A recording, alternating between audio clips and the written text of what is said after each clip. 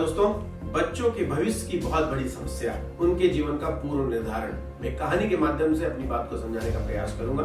जब हाथी का बच्चा जन्म लेता है तो उसे एक चैन के माध्यम से एक बड़ी दीवार से बांध दिया जाता है। वो बच्चा कई बार प्रयास करता है कि वह चैन तोड़कर स्वतंत्र रूप से विचरण कर सके, परंतु हजारों चोट लगने के बाद भी वह चैन को नहीं तोड़ पाता है। जब हाथी बड़ा होता है उसे एक सामान्य रस्सी से एक सामान्य खूंटे से बांधा जाता है, जिसे वो आसानी से तोड़ सकता है, परंतु वह उसे तोड़ता नहीं है, क्योंकि उसके मन में ये बात बैठ जाती है जिस रस्सी से उसे बांधा गया है वह उसी प्रकार की मजबूत चैन है जिसे उसे बचपन में बांधा गया था। इसी प्रकार जब बच्चे अपने स्कूल में कम परसेंट लेकर पास होते हैं, हम उन्हें बोंधू, डफर, बेवकूफ, गधा, या तुम भविष्य में कुछ नहीं कर सकते, या तुम आगे नहीं बढ़ सकते, या जीवन में तुम सफल नहीं हो सकते, इस प्रकार की बातों से नवाजते हैं। वो बच्चा उसी प्रकार हाथी जैसे इस बात को एक्सेप्ट कर लेता है कि हाँ, मेरे परसेंट स्कूल में कम बनते हैं और मैं कम प्रतिशत में पास होता हूँ, इसीलिए मैं भविष्य में वो नहीं कर सकता जो अन्य बच्चे करते हैं। दोस्तों,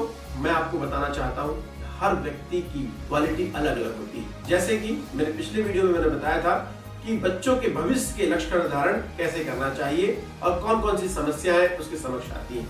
हम बच्चों के प्रतिशत को देखकर उनके भविष्य का निर्धारण कर देते हैं। जो कम परसेंट के बच्चे होते हैं उन्हें गधा या डफर कह देते हैं, और जो अच्छे परसेंट के बच्चे होते हैं उनका ही भविष्य उज्जवल पाते हैं, जबकि ऐसा नहीं है।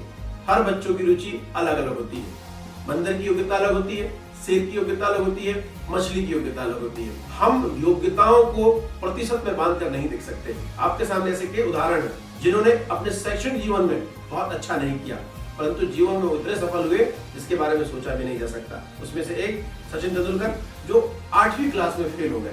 वहीं आपने एडिसन का नाम तो सुना ही है। जिस रोशनी को हम आज देख रहे हैं वो उन्हीं की देन है। जिस स्कूल में वो पढ़ते थे उन्हें उस स्कूल से निकाल दिया गया। यह कहकर निकाला गया कि यह बच्चा साथ वाले पढ़ने वाले बच्चे के लायक नहीं है, उनकी योग्य नहीं है। उनकी माँ ने इस बात को उसके सामने प्रस्तुत नहीं किया।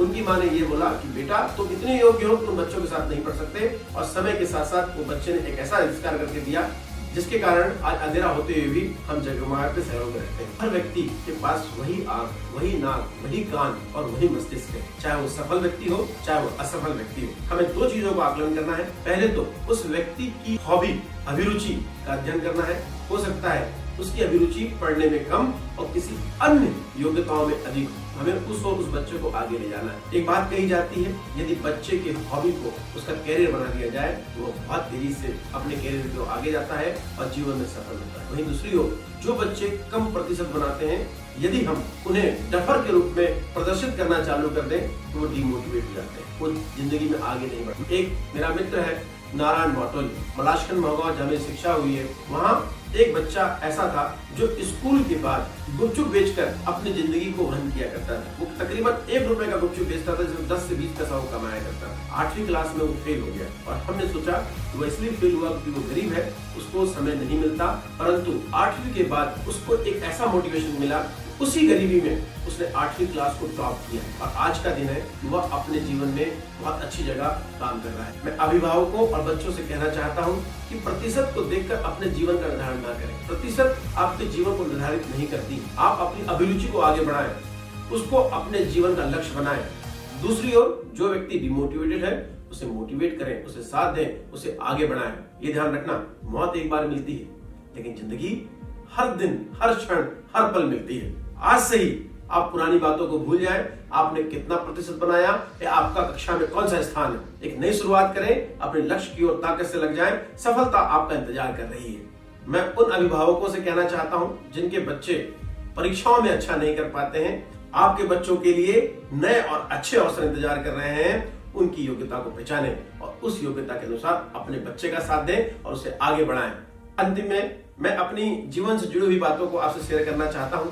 मैं एक सामान्य स्कूल से पढ़ा एक गांव का बच्चा था। जैसे ही मैंने सोचा कि मैं अब सिविल सर्विस एग्जाम दूंगा, मेरे साथ रहने वालों ने कहा, तेरी औकात नहीं है, ये हमारी औकात नहीं है। जब मैंने उनकी बात को नहीं सुना और मैं अपने लक्ष्य की ओर लगातार प्रयास करता रहा, तब उन्होंने कहा, तू नहीं कर सकता, ये बहुत बड़ी चीज है, ये हम लोग नहीं कर सकते, ये हमारे क्षेत्र की चीज नहीं है। तब भी मैंने उनकी बात को नहीं सुना और लगातार सिविल सर्विस की तैयारी करता रहा। पहले चरण में मैं फेल हो गया।